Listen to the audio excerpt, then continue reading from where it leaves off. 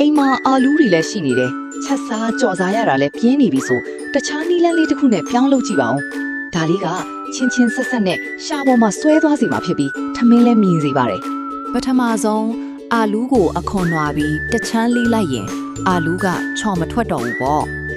အာလူးကိုပပလီးတဲ့အခါတက်နိုင်သမျှညီညီညာညာလေးဖြစ်အောင်လီးပေးနော်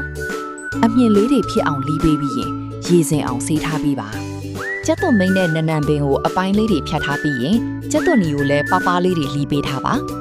ဗီဒီယိုလေးကိုအသေးလေးနှိပ်ပြီး share ပေးဖို့လည်းမမေ့ရဘူးနော် follow မနှိပ်ရသေးရင်လည်း follow လေးပါနှိပ်ပေးခဲ့အောင်နော်ရေဆူလာရင်ရှာလက်ကရေအနှဲငယ်ထည့်ပေးပါဒါဆိုရင်အာလူးအမြင့်လေးတွေရဲ့အရာသာကပို့ပြီးတော့ချွတ်ချွတ်ရွတ်ရွတ်ဖြစ်စေပါတယ်အာလူးမြင့်လေးကိုအိုးထဲထည့်ပြီးခဏလောက်ရေနွေးဖြောပေးပါပြီးရင်ဆယ်ယူပြီးရေအေးထဲထည့်စိမ့်ပေးပါနောက်ဆုံးမှာတော့ရေစင်အောင်တီချာလေးညှစ်ထုတ်ပေးပါ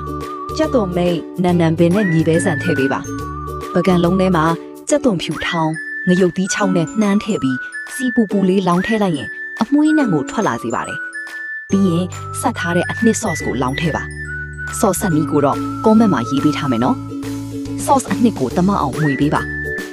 နောက်ဆုံးမှာတော့အာလူးတွေထဲလောင်းထည့်လိုက်ပြီးတမအောင်နေပြီးရင်စားလို့ရပြီပေါ့ဒီလိုလှုပ်ထားတဲ့အာလူးအမြင်တုပ်ကလောက်ရတာလဲလွယ်ကူပြီးချင်းချင်းဆက်ဆက်နဲ့ခံတွင်တွေ့စေမှာပါ